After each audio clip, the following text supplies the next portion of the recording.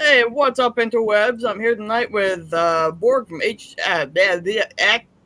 VHS. That's hard to say, apparently. It's a very difficult word there. I can barely pronounce it myself. So, how'd you come up with that name?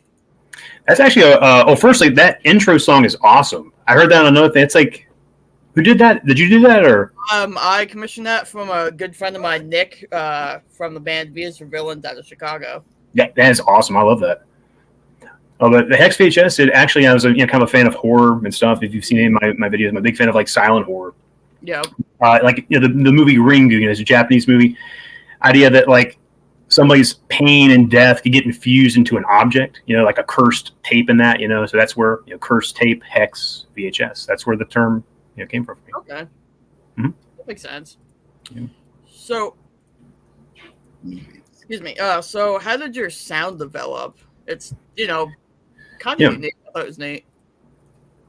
Yeah, it's that's actually the most complicated thing for me to talk about, I guess, because even saying I'm an industrial band, that, I guess industrial alternative metal, whatever fits kind of the best. Yeah. But I actually started calling myself alternative black metal. Like I say, I'm an old guy. I'm actually 40 now, but I started out, in the 90s, punk bands, grunge bands and stuff. My first band that actually got any kind of radio play was almost 20 years ago. It was a band called Cold Cell. And it was like industrial dance type stuff, and from there I kind of got into more heavier stuff, death metal, black metal, grindcore. And then eventually when the pandemic happened, went through some personal things like everybody did during that period. Right. And I was like, I gotta use a little bit of alchemical magic here. I gotta kind of turn all this pain into something. And that's kind of what I did. I tried to take all the frustration and pain, and I started writing music. And then after about a year of writing songs, I was like, I'm going to try, screw it. I'm just going to try and release stuff again. And then, Hex VHS was born. So it's kind of punk. It's kind of goth. It's kind of just industrial. Yeah. Yeah. So what would you say is your first, really memorable experience hearing darker type music? Oh, that's probably, this is totally not an extreme music form, but it's Bach. It's Toccata Fugue in D minor, Okay. And I think when I was a kid, we stopped at a gas station like in South Carolina, here in the South, gas stations, you got barbecue, you got stuff like that. But they had cassette tapes, next to like the Hank Williams Jr. and all that kind of stuff. They call me Bo Cephas. They had a black tape, just black. That's it, just black. And I was like, ooh, what's this? 5-year-old me. Mm-hmm. And it was Toccata Fugue in D minor. And I would listen to that on my Walkman, back in the cassette days, in the back of my mom's car, just jamming out to something that sounded like I was a vampire. It was great. That's awesome. I've never had anyone say that before, and that's really fucking cool. Yeah, that's a true story. I've actually never told that story to anybody, but that's a true story. Yeah. So what inspired you to start making your own music? Well, when I was younger, I was in music tag as like the talent and gifting program, and we would go to lots of piano recitals and stuff. And they kind of, pushed us. It's like, you're a band kid, just kind of go into this, And I think I ended up playing drums, and I didn't like playing the drums. I hated them. So my parents bought me a guitar when I was about 12, and I was listening to Nirvana a lot of the time, Smashing Pumpkins. That was like big, like the grunge days. And I started writing my own music pretty much exactly, if only because I couldn't play Nirvana songs. So I got like a tablature book of like the Ramones. And I love the Ramones and all those punk bands, Misfit. I mean, obviously I'm wearing a Misfit shirt here, But, so I basically just learned how to play every Ramones song and every, Misfit song and every Dead Kennedy song. And I started moving on to like Black Flag and Minor Threat. And, very early on, I was in a little punk band. And, it was pretty much all music that I was writing. And then get a 4-track, start making on tapes, and away we went. Yeah. Right. So, I noticed you put out like a single like every month or so for the past few months. Yeah. Are you like following the trend of just releasing singles, or are they leading up to an album, or? Well, I think these singles I've been released doing the last few months, so I'm going to collect them and just kind of throw them out as an EP. The EP that I recorded, Take the Pain With Me, very aptly titled, that almost destroyed me. That was, I'd recorded a few singles, I think 4. Mm-hmm. Then I was like, you know what, I need to make a musical statement. I'm going to make an EP. And then I essentially had all the recording done in about 3 weeks, but because of perfectionism and things like this, if you're a solo musician, you're very introspective by nature. I like mixed and remixed and did all that for like 6 months. And it was just one of the worst experiences in my life. And I was like, you know what? Maybe the flashy internet people are right. Maybe I should just release singles. And I think the happy medium is just I'm going to release singles with a theme for a period, release them as a single, and then it's on to the next. All right. Yeah. I had when I was reading like the descriptions for your singles and stuff, one of them caught my eye just because I'm obsessed with FNAF. So what's the story behind hearing the hero? Oh, dude! Oh, my son. I have a son. My son's 11, right? Mm-hmm. And since he's been like 4 years old, he is a FNAF fanatic. I have everything in my house. I'm all about FNAF. Oh yeah, he's a huge fan, and I've kind of learned to love it too. It's something that we do. We play all the games. We the movie premiere. We won the opening night, and he's all we do all that kind of stuff. And the opening riff to I think it was Here in the Zero. Yeah. That was a song I was just kind of working on. Like, I write riffs, not like full songs. I write riffs and I kind of piece them together.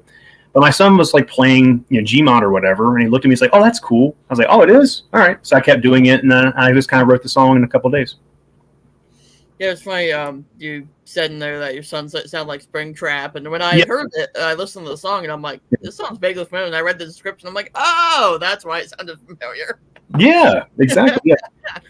Yeah, he actually wanted me to record a little video because he has a little Springtrap costume, of him like in a spring lock with that, and I was like, I don't think it's appropriate for YouTube, but it looked cool, So who knows, one day. Yeah. So your song World Bleeds Through was a lot more like goth rock. What made you decide to shift your sound like that?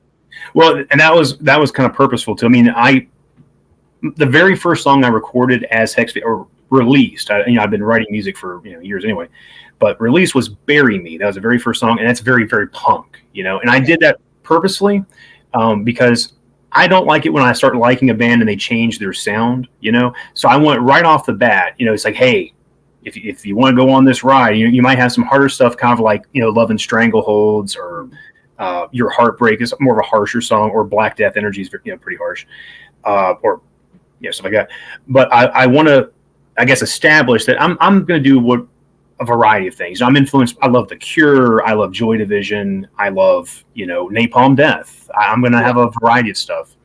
And it's like doing vocals. I do lots of styles of vocals as well. I just kind of see where everything's, I don't like pigeonholing myself into a single thing. To see what happens, Have you gotten any feedback about, that song versus some of your other ones? A little. It's been pretty positive. That surprised me. I was expecting it's like, oh no, here comes the brigade of people going, you're not making black metal anymore. What is this? People liked it, and the same thing with Here in the Zero. That was a really risky song. Black Death Energy, actually got a lot of views, more views than normal stuff for me on that song. I got people on Instagram, oh dude, are you like a vampire? I'm like, well, I mean, not really, yeah, kind of. And then I released this song, and it's just kind of a departure. I believe, as kind of cheesy as this sounds, the most important thing with music, it's not even the music, it's the feeling, because you're taking that, whether it's pain or joy, but in my case, pain, you're taking that kind of emotion and you're turning it into something that people can, experience, because I can't just be like, oh yeah, here's some misery, but I can make a song, I can paint a picture, I can write a poem, right? So that's really, it's a very divergent thing, I think, and I don't like, again, just having one standard thing, this is the playlistification of music. This bothers me in general. All right.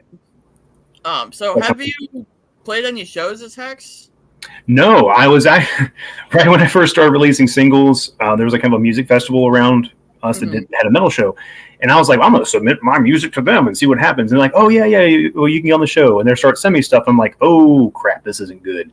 So I immediately started sending little text messages to every single person I was ever in a band with or knew, and they're all like, well, we don't, I can't play bass. My wife won't let me. Also, she thinks you're the devil. And I'm like, oh, come on. It's understandable. I know I look this way, but So it became very clear to me that the standard band wasn't going to work for me, and that's the reason I'm a solo musician anyway. Just as you get older, scheduling becomes just a nightmare, because everyone's got kids, everyone's got jobs, and it's like, hey, I can play exactly 36 minutes this week. It doesn't. But playing live, I have actually worked towards doing some kind of live show, whether it's just me and a laptop and playing guitar live with a backing track. But it's something I am actively moving towards. Okay. Yeah. I noticed you have some like music videos up that are like made of like old film footage. Oh yes, and that's that's also something that's the whole HEX VHS idea. They're public domain, and but I love, even if they weren't, I just love that aesthetic of old film. Everyone in that film, every single person, like not just the actor, the director, all this, but the people who brought the coffee, they're all gone. They're all dead, and you're like essentially just watching ghosts. You're watching just a bunch of memories of people, and I think that's just a beautiful thing. It's just they're forever just imprinted on the film. But they're it's just part of it. That's why I like that imagery and that aesthetic. Right. I thought it was cool. This was a little bit off the wall. If you were an animal, what kind would you be and why? Oh, probably like a possum or something. Possum, I love that. They're marsupials. They have like the needle teeth. They can bite stuff, and if they've been someplace, they just destroy everything. So they've been there. Yeah. Yeah. All right. Plug your socials. Where can people find you? I'm on Instagram. I'm on YouTube. I'm on all the usual stuff. Yeah. All right. And was there anything you wanted to talk about on here that we haven't touched on?